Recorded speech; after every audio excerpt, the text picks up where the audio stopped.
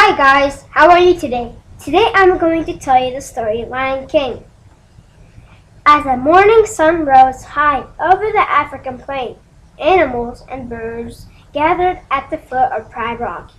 This was a very special day. The animals bowed when they saw the new prince, Simba, before them. King Mufasa and Queen Sariba watched as Rafika, the wise baboon, presented their newborn son to the kingdom. Simba grew into a playful and curious cub. Early one morning, Mufasa brought Simba to the top of Pride Rock. Everything the light touches is our kingdom, he told the sun. One day, Simba, the sun will set on my time here, and I will rise with you as the new king. We are all connected in the great circle of life. Later that day, Simba went to see his uncle Scar. My dad just showed me the whole kingdom, the cub bragged, and I'm going to rule it all. No, now Scar was angry that he was no longer next in line to be king. He was plotting to get rid of his new prince. He asked slyly if Mufasa had shown him what was beyond the northern border. Well, no, said Simba sadly. He said I can't go there, and he's absolutely right, said Scar. Far too dangerous. Only the bravest lions go there. An elephant graveyard is no place for a young prince. Simba didn't see his uncle's evil trap. He decided to show his father what a brave cub he could be. Simba set out to find his best friend Nala and go visit the elephant graveyard that very day. He had no idea that Scar had ordered 3 hyenas to go to the elephant graveyard to kill the new prince. Simba raced ahead across the plains, leading Nala to the forbidden place. Eventually, they reached a pile of bones. It's really creepy, said Nala. Simba was about to explore a skull when he saw Zazu, his father's trusted advisor. Zazu commanded them to leave immediately, saying, "We are all in very real danger." But it was already too late. Nala and Simba were trapped by 3 laughing, drooling hyenas. Simba took a deep breath and tried to roar, but only a squeaky rumble came out. The hyenas laughed even more at that. Simba took another deep breath. Roar! The 3 hyenas looked around into the eyes of King Mufasa. His giant paw struck one of the hyenas as he growled, "If you ever come near my son again," the hyenas fled howling into the mist before he could finish. Mufasa scolded his son on the way home. "You deliberately disobeyed me. I was just trying to be brave like you," said Simba softly. "Being brave doesn't mean you go looking for trouble," replied Mufasa.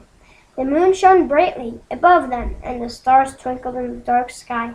Mufasa stopped. Look at the stars. The great kings of the past look down on us from those stars. So whenever you feel alone, just remember that those kings will always be there to guide you, and so will I. Meanwhile, Scar came up with another plan to get rid of King Mufasa and Simba. Scar led Simba down a steep gorge. Then Scar signaled the hyenas to frighten the herd of wild beasts. The wild beasts stamped toward Simba. Hearing the thunder of hooves, Mufasa raced to the rescue. "Hold on, Simba," he cried. The king rescued his son, but he could not save himself, for Scar pushed him into the stampede of wild beasts. When the stampede was over, Simba ran to his father's side. "Dad," he whimpered, nuzzling Mufasa's mane, but the king did not reply, and Simba started sobbing. "Simba," said Scar coldly, "what have you done? The king is dead, and if it weren't for you, he'd still been alive. What will your mother think? Run away, Simba! Run away and never return." Heartbroken, poor Simba ran away as fast as he could. Scar was certain that Simba would never come back. He returned to take the royal throne at Pride Rock for himself. Meanwhile, Simba was far away from the Proud Lands. The ground turned dry and cracked beneath him.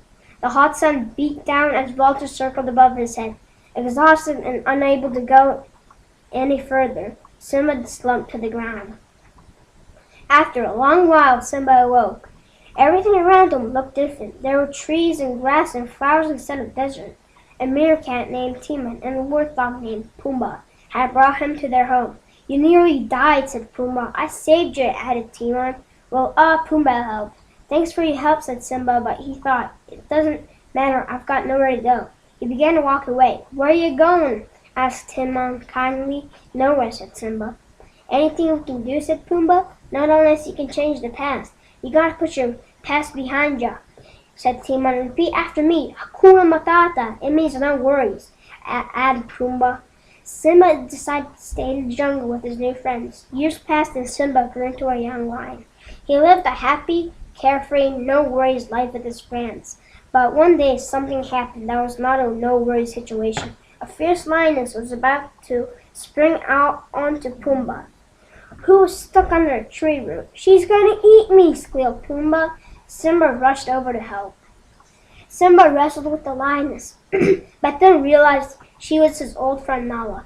"You're alive," she said happily. "That means you're the king." Nala told Simba how Scar had destroyed their pride land. "Simba, if you don't do something soon, everyone will starve." "I can't go back. You won't understand," said Simba. Nala was disappointed in her friend. "Don't you understand? You're our only hope." Nala turned and left her friend alone. That night, Simba lay by a stream thinking. He heard a noise and looked up. It was Rafika. "I know who you are," said Rafika. "You're Mufasa's boy. He's alive, and I'll show him to you." "You follow Rafika. Come on." Simba followed Rafika and wandered to the edge of the stream. As Simba looked into the water, his reflection changed shape and became his father's. He heard Mufasa's voice from the stars. "Simba, remember who you are. You are my son, and the one true king." Then the reflection of Rafika disappeared. "I'm going back," decided Simba. Meanwhile, back at the Pride Land, storm clouds had gathered and a lightning bolt scorched the earth. As the dry grass caught fire, huge flames swept toward the Pride Rock and a lion appeared through the smoke. It was Simba. Scar lunged at Simba, determined to kill him, just as he had Mufasa. Timon and Pumbaa joined in the fierce battle that followed, and the lioness drove back the hyenas. Simba finally heaved Scar over a cliff.